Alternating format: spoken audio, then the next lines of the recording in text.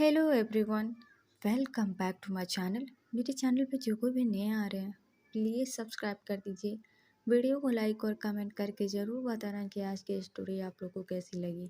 तो चलिए स्टोरी शुरू करते हैं। पिछले पार्ट में हमने देखा था लैन सिचेन जेन चेंग के दोनों हाथ पकड़ते हैं, अपने फेस पर रखते हुए कहते हैं, जेन चेंग मेरी तरफ देखो। क्या सच में तुम प्रेग्नेंट हो? क्या सच में मैं फादर बनने वाला हूँ? इस दुनिया में हमारा बेबी आने वाला है। ये सब कहते हुए लैन सिचेन के फेस पर एक बड़ी सी स्माइल थी। लैन सिचेन को देखकर कोई भी बता सकता था कि लैन सिचेन कितने खुश हैं इस न्यूज़ को सुनकर। ये देखकर जेंग चेंग रोते हुए अपना सिर हाँ में हिलाता है। ये देखकर लैन सिचेन जेंग चेंग के फोरहेड पर किस करते हैं और उसे हग कर लेते हैं। लैन सिचेन खुश होते हुए जेंग चेंग से कहते हैं, थैंक यू सो मच। तुम्हें नहीं पता, तुमने मेरी लाइफ की सबसे बड़ी खुशी दी है। मैं तुम्हें बता भी नहीं सकता मैं कितना खुश हूँ। मुझे कैसा लग रहा है ये जानकर कि मैं बहुत जल्द फादर बनने वाला हूँ। तभी मैडम यू गुस्से में कहती हैं, बंद करो अपनी ड्रामा, बहुत हो गई तुम दोनों की। अब जो मैं पूछूंगी वो सीधे सीधे जवाब दो। इन तीनों की बात चुपचाप सभी लोग सुन रहे थे। किसी की इतनी हिम्मत नहीं थी कि वो मैडम यू को रोक सके। मैडम यू गुस्से में कहती है, तुम्हारी हिम्मत कैसे हुई मेरे बेटे को प्रेग्नेंट करने की? हाँ, कब से चल रहा था ये सब? लैन सिचेन गुस्से में मैडम यू को देखते हैं। मैडम यू भी गुस्से में लैन सिचेन को घूर रही थी। वही विंग, उसे कुछ भी समझ में नहीं आ रहा था। वो बस अपनी बड़ी बड़ी आंखें करके वो सब देख रहा था। विंग अपने बगल में खड़े वांगजी की शर्ट पकड़कर खींचता है।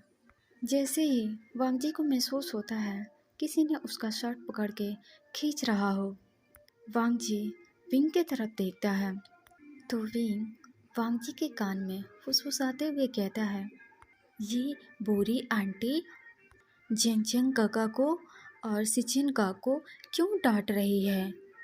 क्या इन्होंने कुछ गलत किया है? आखिर ये आंटी इन दोनों पर क्यों चिल्ला रही है?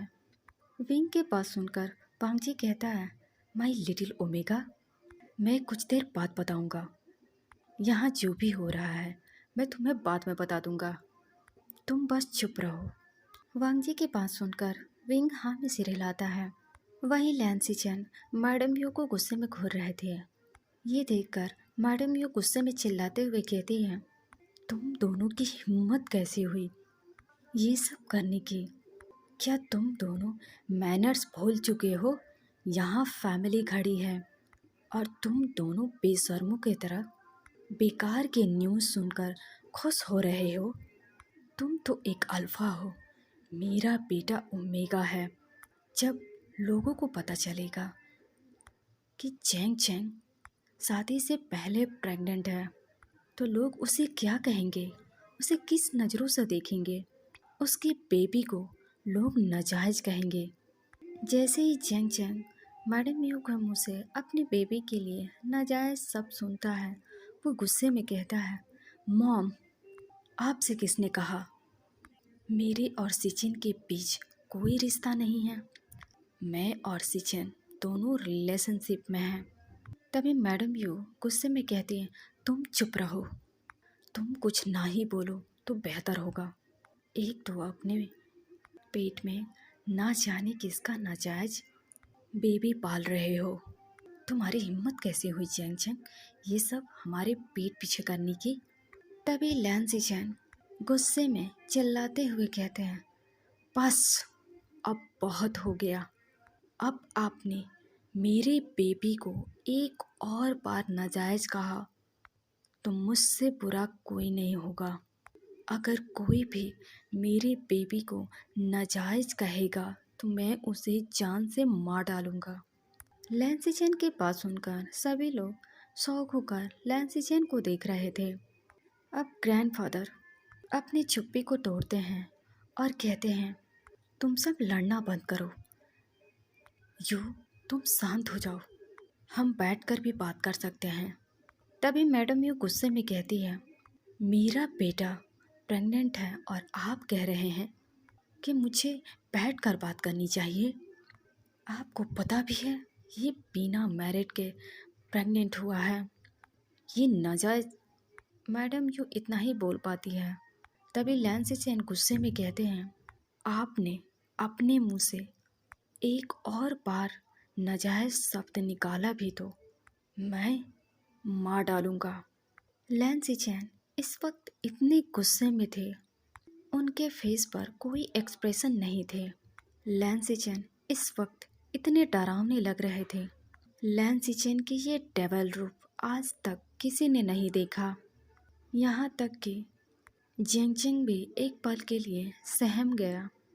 तभी मैडम लैंसी चैन के पास आती हैं और उन्हें एक जोरदार थप्पड़ लैंसी चैन को मारती हैं, जिससे लैंसी चैन का फेस दूसरी साइड मुड़ जाता है। लैंसी चैन अपने फेस पर हाथ रखते हैं और मैडम लैन को देखते हुए कहते हैं, मॉम। मैडम यू गुस्से में कहती हैं, तुम्हारी हिम्मत कैसी हुई सिचैन, तुमने मुझसे इतनी बड़ी बात छुपाई। मेरी ही गलती है, मैं तुम दोनों को अच्छे से नहीं पाल पाई। मैंने तुम दोनों को किसी का रिस्पेक्ट करना नहीं सिखाया। तुम दोनों भाई बिल्कुल एक जैसे हो। मैडम लैन की बात सुनकर लैंसी चैन चुप हो जाते हैं। मैडम लैन गुस्से में लैंसी चैन के कॉलर पकड़ती हैं और कहती हैं, तुम चुप क्यों हो? बताओ मुझे, तुमने ये सब क्यों किया? क्या मैंने तुम्हें यही सिखाया था? क्या मैंने तुम्हें इसी दिन के लिए पाला था? बताओ सिचैन, मेरे सवालों को जवाब दो। तुम ऐसे चुप नहीं रह सकते, तुम्हें मेरे सवालों को जवाब देना ही होगा। तुमने क्यों किया ये सब? तभी अचानक से जेंग चेंग फ्लोर पर गिर जाता है। जेंग चेंग को इस तरह बेहोश होता फ्लोर पर देखकर सभी लोग डर से घबरा जाते हैं। लैंसी चैन जल्दी से अपने घुटनों को बल बैठते हैं और लैंसी चैन को उठा लेते हैं और लैंसी चैन जेंग चेंग के फेस पर टैप करते हुए कहते हैं, जेंग चेंग आँख खोलो, तुम्हें क्या हुआ है? मैडम यू जेंग चेंग को इस हालत में देखकर वो रोने लगती हैं। सभी लोग जेंग चेंग को इस हालत में देखकर घबरा गए थे। वांग जी जल्दी से पेंचिंग को फ़ोन करता है और जल्दी से लैन मैनसन आने को कहता है। तब तक लैंसी चैन जेंग चेंग को अपने रूम में ले जा चुके थे और बेड पर लेटा चुके थे। सभी लोग जेंग चेंग के पास ही खड़े होकर जेंग चेंग को देख रहे थे। कुछ देर के बाद वहाँ जल्दी से पेंचिंग आती है और जेंग चेंग को बेड पर बेहोश पड़ा देखकर कहती है, इसे क्या हुआ? क्या ये ठीक है?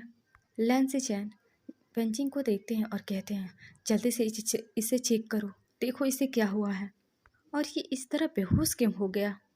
तभी वेंचिंग सभी को और देखती है और कहती है, आप सब बाहर जाइए। जैसे ये वेंचिंग कहती है, सभी लोग उस रूम से बाहर चले जाते हैं। वेंचिंग जेंगचिंग को देखती है। कुछ देर तक उसे चेक करने के बाद वेंचिंग बाहर आती है, सबको देखती है, कहती है, चिंता करने की कोई बात नहीं है, वो अभी ठीक है। स्ट्रेस लेने की वजह से वो बेहोश हो गया, बाकी सब ठीक है, उसका बेबी भी ठीक है। कुछ देर बाद वो होश में आ जाएगा। जैसे ही पेंचिंग कहती है, सभी लोग एक चैन की सांस लेते हैं, क्योंकि सभी लोग जिनचिंग को इस तरह देखकर घबरा गए थे। मैडम यू तो कब से जिनचिंग के लिए रोई जा रही थी। यानली अपने मॉम को चुप करा रही थी। वेंचिंग कहती है, मुझे लगता है जिनचिंग को आराम करना चाहिए, वो जितना आराम करेगा वो उतनी जल्दी रिकवर हो पाएगा। ये बोलकर वेंचिंग वहाँ से चली जाती है। वहीं सभी लोग लैंसी चैन को देखते हैं और लिविंग एरिया में चले जाते हैं। लैंसी चैन को अब पता था कि उन्हें पूरे फैमिली को जवाब देना होगा। लैंसी चेन जाते हैं तो देखते हैं सभी लोग लिव इन एरिया में बैठे थे। मैडम यू रो रही थी, मैडम लैन भी रो रही थी। लैंसी चेन एक नज़र वांगजी को देखते हैं, जो वांगजी अपनी आंखों से कुछ इशारा कर रहा था। लैंसी चेन भी उस इशारे को समझ जाते हैं और वो भी कुछ इशारा करते हैं और सभी के सामने जाकर खड़े हो जाते हैं। ये देखकर ग्रैंडफादर कोल्ड वॉइस में कहते हैं, सीचेन ये सब क्या है? मैं क्या सुन रहा हूँ कि जेंग जेंग तुम्हारे बेबी से प्रेग्नेंट है। देखो जेंग जेंग, अगर देखो सीचेन, अगर ये सब मजाक है तो बहुत ही गंदा मजाक है। मैं एक बार तुम्हारे मुंह से सुनना चाहता हूँ, सच क्या है? मुझे सच बताओ, वरना तुम मुझे जानते हो मैं क्या कर सकता हूँ। बताओ सीचेन, तुमने और जेंग जेंग दोनों ने कब शादी की थी, और ये बात तुमने हम सब से क्यों छुपाया? ये बोलकर ग्रैंडफादर चुप हो जाते हैं। लैंसी चेन अपने नज़रों को उठाकर सभी के ओर एक बार करते हैं, जो सवाल भरी नज़रों से उन्हें ही घूर रहे थे। मैडम लैन गुस्से में लैंसी चेन को देख रही थी। जैसे ये लैंसी चेन देखते हैं, वो अपने सर को नीचे कर लेते हैं। लैंसी चेन अपने घुटनों के बल अपने ग्रैंडफादर के सामने बैठ जाते हैं और कहते हैं, sorry grandfather, I am sorry. मैंने जो भी किया वो गलत था, पर मेरा यकीन कीजिए, हमने जानबूझकर कुछ भी नहीं किया। ये सब मेरी गलती है, इसमें जेंग जेंग का कोई गलती नहीं है। वो मैं था जो जेंग जेंग से जल्दबाजी में मैरिड करना चाहता था, क्योंकि मैं और जेंग जेंग एक दूसरे से प्यार करते थे और जेंग जेंग की इंगेजमेंट किसी और से हो चुकी थी। ये मुझसे बर्दाश्त नहीं हुआ और मैंने जेंग जेंग को फोर्स किया कि वो मुझसे शादी करे। इसलिए जेंग जेंग मजबूर होकर उसने मैरिज सर्टिफिकेट पर साइन कर दिया। ये सब मेरी गलती है। लैंसी चेन की बात सुनकर मैडम लैन की आंखों से लगातार आंसू बह रहे थे। लैंसी चेन अपने मॉम को देखते हैं और वो अपने मॉम के पास जाते हैं। उनके हाथों को अपने हाथ में लेते हुए कहते हैं, मॉम, मैं जानता हूँ मैंने जो भी किया वो गलत था, पर मेरा यकीन करो मॉम, मैं जेंग जेंग से बहुत प्यार करता था। मैं उससे बहुत प्यार करता हूँ। मैं उसे चाहकर भी खुद से दूर जाने नहीं दे सकता। मैं उसके बिना नहीं रह सकता मॉम।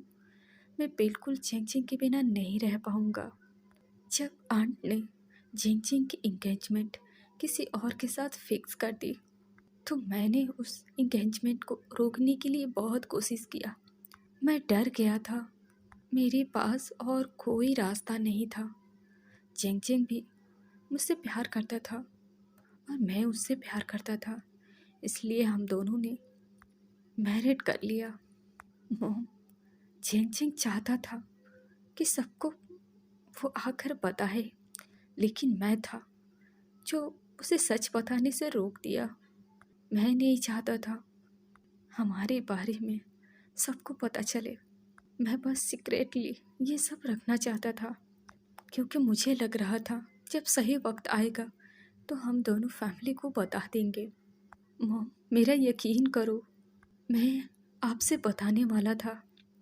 मैडम यू लैंसी चेन के हाथों से अपना हाथ छुड़ाते हुए कहती हैं, गुड, मैंने तुम्हें इसी दिन के लिए बड़ा किया था सीचेन, ताकि तुम बड़े होकर अपने फैसला खुद करो।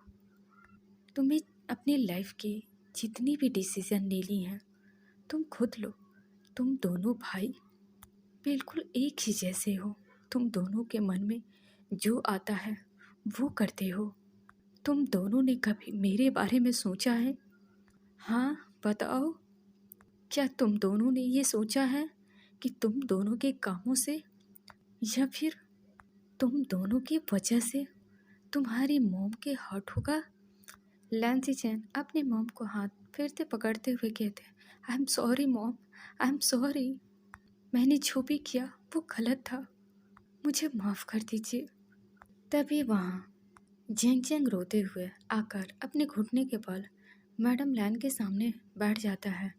जैसे ही ये सभी देखते हैं, वो शौक होकर खड़े हो जाते हैं और झिंगझिंग को देखते हैं, जो मैडम लैन के सामने अचानक से आकर घुटनों के बल बैठ गया।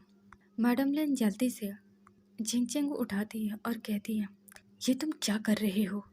तभी झिंगझिंग कहता है, सॉरी मॉम, सॉरी आंट, ये जो भी कहा वो सब झूठ था।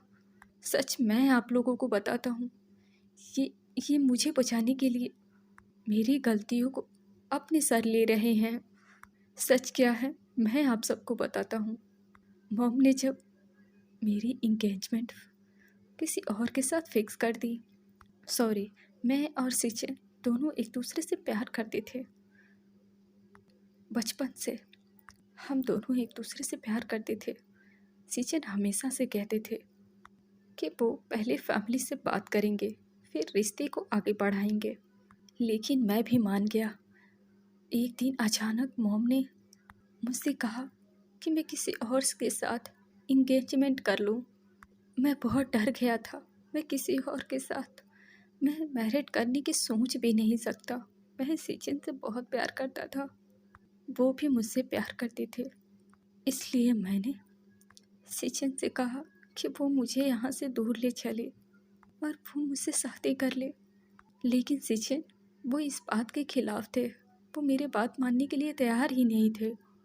वो बस मुझे समझाते रहे और देखते देखते कब इंगेजमेंट के दिन पास आ गई, मुझे पता ही नहीं चला। मैंने उस दिन सिचन को ये कहा कि अगर वो मुझसे शादी नहीं करेंगे तो मैं खुद को मार डालूंगा। तभी लैन सिचन कहते हैं, झेंगझेंग, ये तुम क्या बोल रहे हो?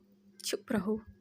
लैन सिचन जल्दी से अपने ग्रैंडफादर की ओर देखते हैं और कहते हैं, नहीं ग्रैंडफादर, मैंने जो कहा वो सच था। ये जो कह रहा है वो झूठ है। तभी झेंगझेंग कहता है, प्लीज़ सिचन, मुझे सच बताने दो। वो मैं था जिसने आपसे शादी करने के लिए फोर्स किया। आपको मेरी वजह से जल्दबाजी में शादी करनी पड़ी। आपको मेरी वजह से सबसे छुपाना पड़ा। हमारी शादी को सीक्रेट रखना पड़ा। प्लीज़ सिचन, आपने कहा था हम दोनों मिलकर फैमिली का सामना करेंगे, फिर आप अकेले पनिशमेंट क्यों लेना चाहते हैं? लैन सिचन चुप हो जाते हैं। मैडम यू झेंगझेंग को देख रही थी, जो अपने लव का कन्फेस कर रहा था सभी के सामने। झेंगझेंग आगे बताता है, मॉम, ये बोलकर झेंगझेंग अपने मॉम की ओर देखता है और कहता है, मॉम मेरा यकीन कीजिए, मैं और सिचन उस दिन के बाद मैरिज सर्टिफिकेट पर सिग्नेचर कर दिया और दोनों legally he husband and husband हो गए। लेकिन मॉम आप मेरा यकीन करो, हम दोनों ने सोचा था कि हम फैमिली को बताए बिना एक दूसरे के करीब नहीं आएंगे। लेकिन हम दोनों के बीच जो भी हुआ, हम दोनों ने जो भी किया, ड्रंक होकर किया। I am sorry, I am sorry. ये बोलकर झेंगझेंग फूट फूट कर रोने लगता है।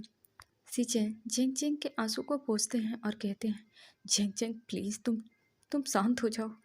तुम्हारे लिए ये सब सही नहीं है। तभी मैडम यू झिंगझिंग के पास आती है और झिंगझिंग को अपनी ओर करती हैं और हक कर लेती हैं। मैडम यू हक करते हुए कहती हैं, प्लीज़ शांत हो जाओ झिंगझिंग।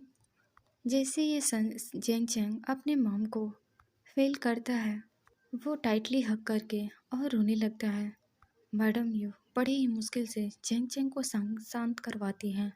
तभी जियांग शैमियान झिंगझिंग के पास आते हैं और उसके फोरहेड पर किस करते हुए कहते हैं, झिंगझिंग मेरी ओर देखो।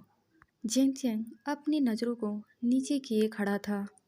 उसकी इतनी हिम्मत नहीं थी कि वो अपने फैमिली की ओर देख पाए।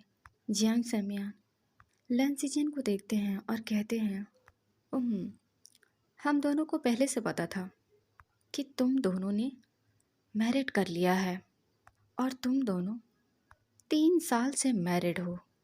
लेंस झेंगझेंग जैसे ये सुनता है, वो अपने आंसू को पोंछते हुए अपने मॉम डैड की ओर देखता है तभी मैडम यू कहती है, तुम्हारे डैड सच कह रहे हैं। मैं बस इंतज़ार कर रही थी। तुम कब आकर मुझसे या फिर फैमिली में किसी से भी सच बताओगे। मुझे ये भी पता है कि तुम दोनों ने सच छुपाने के लिए बहुत मेहनत किया है। और एक मुझे ही नहीं पता था, मैं और तुम्हारे डैड और डैड लैन हुआ, हम चारों ही तुम्हारे बारे में 3 साल से ही जानते हैं। लेकिन जब मुझे पता चला कि तुम प्रेग्नेंट हो, मुझे बहुत गुस्सा आया। इसलिए मुझे लगा कि तुम्हारी सच्चाई सबके सामने आनी ही चाहिए। इसलिए मैंने और ग्रैंड फादर ने और तुम्हारे डैड ने, लैन हुआ ने मिलकर प्लान बनाया ताकि तुम दोनों सच उगल दो सबके सामने। मैडम लैन सेचेन को देखती है, जो उनके आंखों से लगातार आंसू बह रहे थे। मैडम लैन सेचेन के आंखों से आंसू को पूछती है और कहती है, मैं तुम दोनों से बहुत प्यार करती हूँ। मैं हमेशा से चाहती थी कि तुम दोनों की लाइफ में जो भी हो वो तुम दोनों मुझसे सबसे पहले बताओ, क्योंकि मैं तुम्हारी मॉम हूँ और तुमने अपने ही मॉम से बिना बताए शादी कर लिया और फादर भी बनने जा रहे हो। ये तो बहुत गलत बात है। ग्रैंडफादर कहते हैं, सही कह रही हो तुम, इन दोनों को पनिशमेंट मिलनी ही चाहिए। अगर इन दोनों को पनिशमेंट नहीं मिलेगा, बाकी कैसे सीखेंगे। क्या पता इन दोनों को देखकर बाकी भी सीख जाए। ये बोलकर ग्रैंडफादर सीधा जिनलिंग की ओर देखते हैं। जिनलिंग अपनी नज़रों को इधर उधर चुरा रहा था, लेकिन जैसे उसे समझ में आता है कि ग्रैंडफादर और सबकी नज़र उसके ऊपर है, तो वो अपने मॉम के हक करते हुए कहता है, मॉम ये सब मुझे क्यों देख रहे हैं। ये मुझे ऐसे देख रहे हैं जैसे मैंने भी ऐसा ही किया हो। यान ली हंसते हुए कहती है, अब आप सब मेरे बेबी को परेशान करना बंद कीजिए। मेरा बेबी कितना प्यारा है ना, और कितना शरारती भी। ये सुनकर सभी लोग हंसने लगते हैं। सभी लोग को इतना खुश देखकर वांग जी ग्रैंडफादर को देखता है और कहता है, कल मैं और विंग हॉस्पिटल जा रहे हैं। ग्रैंडफादर अब चुप हो जाते हैं और सभी लोग शांत होकर वांग जी को देखने लगते हैं। वांग जी कहता है, मैंने एक डॉक्टर को अपॉइंट किया है ताकि वो विंग की ऑपरेशन कर सके। ये वही डॉक्टर है जिन्होंने मॉम की ऑपरेशन की थी। उन्होंने मॉम के पैरों की इलाज की थी, वही विंग के भी पैरों के इलाज करेंगे। मैं चाहता हूँ आप सब विंग के लिए प्रे करें। ये बोलकर वांग जी विंग को देखता है, जो विंग शौकीन आई से वांग जी को देख रहा था। ग्रैंडफादर विंग के पास आते हैं और विंग के सर पर हाथ रखते हुए कहते हैं, मैं गॉड से प्रे करूँगा, तुम बिल्कुल ठीक हो जाओगे और एकदम अच्छे से उछल कूद पाओगे। मैडम लैन विंग को देखती है और विंग को हक करते हुए कहती हैं, विंग मैं तुम्हारे लिए बहुत खुश हूँ। जिन्होंने मेरा इलाज किया है वो भी तुम्हारी इलाज करेंगी। वो बहुत अच्छी डॉक्टर हैं। वो जिनकी भी इलाज करती हैं वो पेशेंट बिल्कुल ठीक हो जाते हैं। और मुझे खुशी है कि तुम्हारी भी इलाज बहुत से सनन कर रही है। सभी लोग अब खुश थे, विंग के लिए भी और सिचेन और जेंगचेन के लिए भी। अब हमें एक दिन स्किप करके दिखाया जाता है हॉस्पिटल रूम में। हॉस्पिटल में सभी लोग इधर से उधर टहल रहे थे। जेंगचेन वेंचिंग दोनों ही ऑपरेशन रूम में थे। बाहर सभी लोग परेशान इधर से उधर चल रहे थे, क्योंकि आज विंग के पैरों की सर्जरी थी। ऑपरेशन रूम में विंग के पैरों की सर्जरी चल रही थी। वांग जी बस गेट के सामने खड़ा होकर अंदर बाकी डॉक्टर को देख रहा था, क्योंकि गेट के ऊपर थोड़ा सा शीशा लगा हुआ था जिससे अंदर की चीज़ें देख सकते हो। आप सब में बाकी जगह देखा होगा, अपने बाकी हॉस्पिटल में देखा होगा ऑपरेशन रूम की डोर को, जिसमें शीशा लगा हुआ होता है और वो शीशा ज़्यादा बड़ा नहीं होता है, छोटा होता है, और जिससे हम अंदर का सभी चीज़ें देख सकें। तो वही वांगजी खड़ा होकर अंदर की सीन देख रहा था। उसके आंखों में आंसू थे। वो बस विंग के लिए डरा हुआ था। वांगजी चाहता है कि विंग ठीक हो जाए और वो अपने पैरों से भाग दौड़ भी कर सके, क्योंकि वांगजी ने विंग से प्रॉमिस किया है कि विंग बिल्कुल अपने पैरों पर अच्छे से भाग दौड़ करेगा। लगभग 3 घंटे बाद ऑपरेशन रूम का डोर ओपन होता है। जेंगचेंग वेंचिंग बाहर आते हैं। इन दोनों के पीछे बाओसा सरन बाहर आती है और वांगजी को देखती हैं और कहती हैं वो ठीक है, कुछ देर के बाद होश में आ जाएगा। ये बोलकर बाओसा सरन गुस्से में वांगजी को घूरती है। वांगजी भी गुस्से में बाओसा सरन को घूर रहा था, क्योंकि वांगजी ने बाओसा सरन को यहाँ पर जबरदस्ती उठाकर या कहे किडनैप कर कर ले आया था। वांगजी ने सोयांग से कहकर बाओसा सरन को किडनैप करवाया था, ताकि बाओसा सरन विंग की ऑपरेशन करे, उसकी सर्जरी अच्छे से करे, क्योंकि बाओसा सरन विंग की सर्जरी करने के लिए तैयार नहीं थी।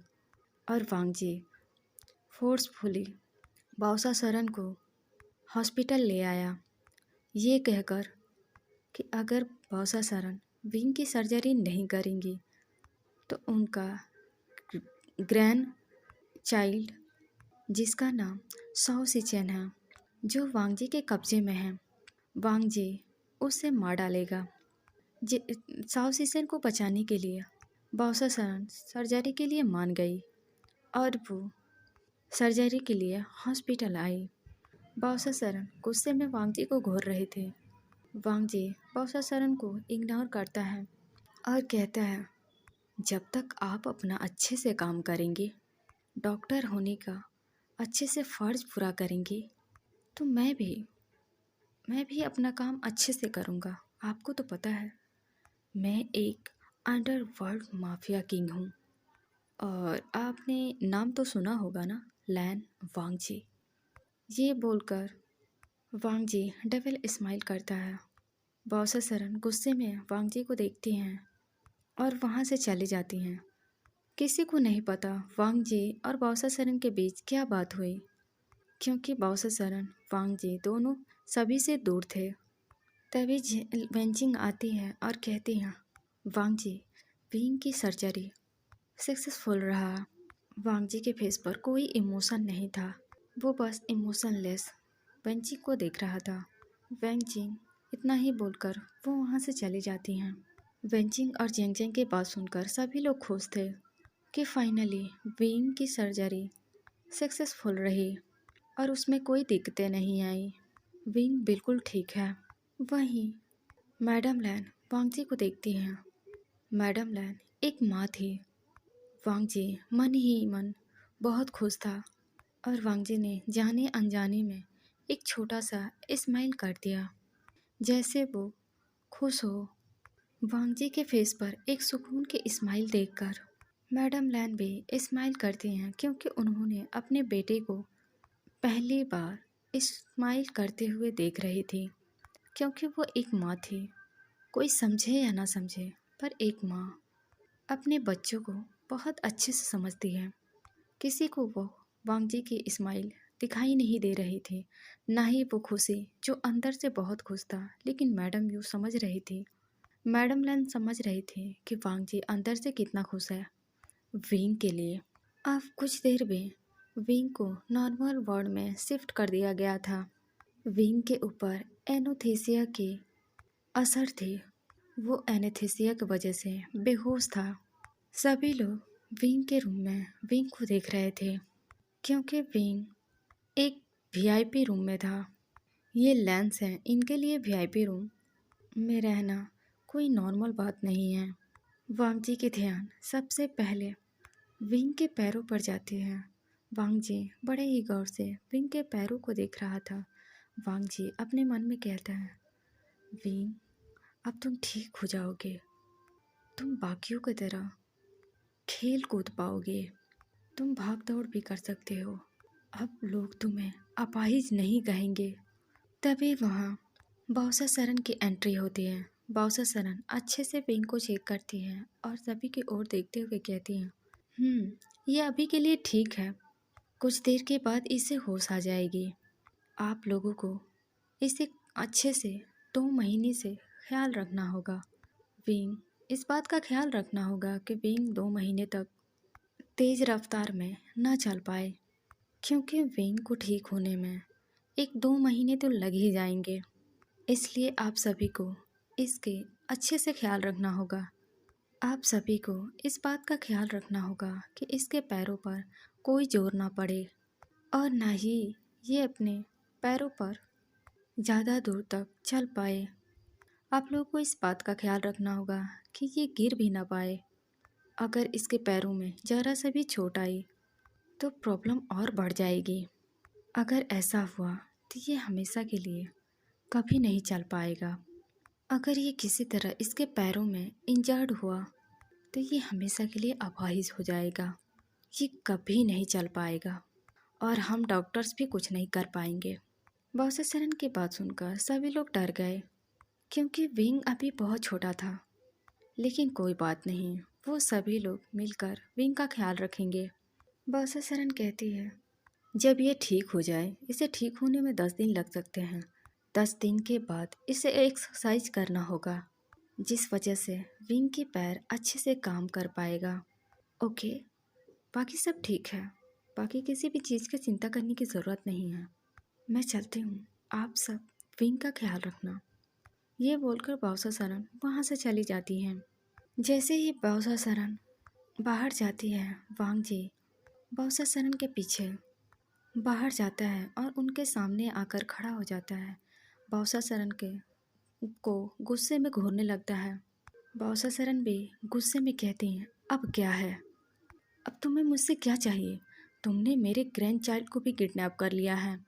अब तुम अपने सो कॉल्ड दोस्त से कहो कि वो मेरे ग्रैंड चाइल्ड को छोड़ दे। तभी वांगजी कहता है, मुझे आपसे बात करनी है। बाउसा सरन एक लंबी सांस लेती हैं और कहती हैं, ठीक है, मेरे कैबिन में आ जाओ। ये बोलकर बाउसा सरन अपने कैबिन में चली जाती हैं। वांगजी भी बाउसा सरन के साथ उनके कैबिन में चला जाता है। बाउसा सरन जब अपने कैबिन में एंटर करती हैं तो वो चेयर पर बैठते हुए कहती हैं, पूछो, क्या पूछना चाहते थे? ये बोलकर बाउसा सरन वांगजी को बैठने का इशारा करती हैं। वांगजी अपनी जगह पर बैठ जाता है और कहता है, मैं बस ये जानना चाहता हूँ कि विंग का ख्याल मैं कैसे रखूँगा। जैसे कि आपने कहा कि वो चल नहीं पाएगा, या फिर अगर उसके पैरों में ज़रा सा भी चोट आए तो वो हमेशा के लिए अपाहिज हो सकता है। बाउसा सरन कहती हैं, देखो, मैंने तुम्हें वहाँ समझा दिया है, वो बस उसे ठीक होने में 2 महीना लगेंगे। वो 2 महीने में ठीक हो जाएगा, तुम चिंता मत करो। वैसे माफिया किंग को कभी किसी पर दया नहीं आती है। आज मैं पहली बार देख रही हूँ कि माफिया किंग को एक 17 साल ओमेगा पे इतना प्यार आ रहा है। क्या ये वही माफिया किंग है जिसे मैं जानती हूँ? वांगजी गुस्से में बाउसा सरन को देखता है और कहता है, वो मेरा ओमेगा है और मैं उसके लिए कुछ भी कर सकता हूँ। बाउसा सरन स्माइल करते हुए कहती हैं, अच्छा ठीक है, वो तुम्हारा ही है। जानकर अच्छा लगा कि तुम्हारे अंदर भी कहीं सॉफ्ट कॉर्नर है, नहीं तो मुझे ऐसा लगा था कि तुम तो बेरहम हो, तुम्हें तो किसी पे दया ही नहीं आती। जैसे तुम मेरे घर में आधी रात को घुस आए अपने गार्ड्स के साथ और मुझे ज़बरदस्ती यहाँ उठाकर लेकर आए, मेरे ग्रैंड चाइल्ड को किडनैप कर लिया ताकि मैं तुम्हारा काम बिना गड़बड़ के अच्छे से करूं। मैंने तुम्हारा काम कर दिया है, अब मेरे ग्रैंड चाइल्ड को जाने दो। वांगजी कहता है, आपका ग्रैंड चाइल्ड मेरे पास सेफ है और मैंने उसे छोड़ दिया है, वो अभी अपने मेंशन में होगा। ये बोलकर वांगजी वहाँ से चला जाता है। बाउसा सरन वांगजी को जाते हुए देख रही थी और अपने मन में कहती हैं, जहाँ तक मैंने इसके बारे में सुना है या फिर इसे देखकर ऐसा लगता है, ये कितना कोल्ड है और ये इतना रूडली बात करता है। इसके बात करने का तरीका लोगों को जान लेने के लिए काफ़ी है। मुझे अच्छा लगा कि तुम एक छोटे से बेबी का कैसे केयर कर रहे हो। तो चलिए गाइस, मैं इस स्टोरी को यहीं रोकती हूँ।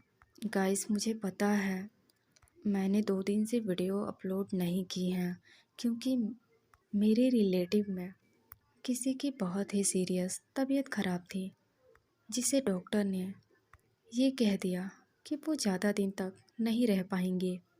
और वो कोई और नहीं, मेरे फादर की सिस्टर है। डॉक्टर ने उन्हें कह दिया था कि वो अब नहीं रहेंगे, वो ज़्यादा से ज़्यादा 2 महीना 3 महीना रहेंगे, क्योंकि उन्हें कैंसर था।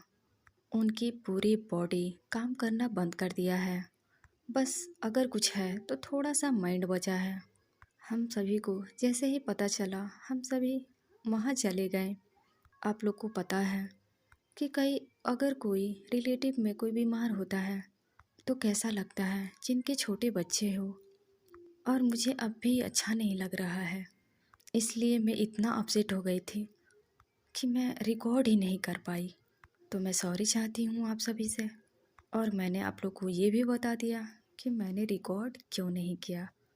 थैंक यू सो मच आप सभी को कि आप सभी बहुत अच्छे से मुझे समझते हो। और हाँ, आज का वीडियो जैसा भी लगा हो, आप सब कमेंट में ज़रूर बताएं कि आज की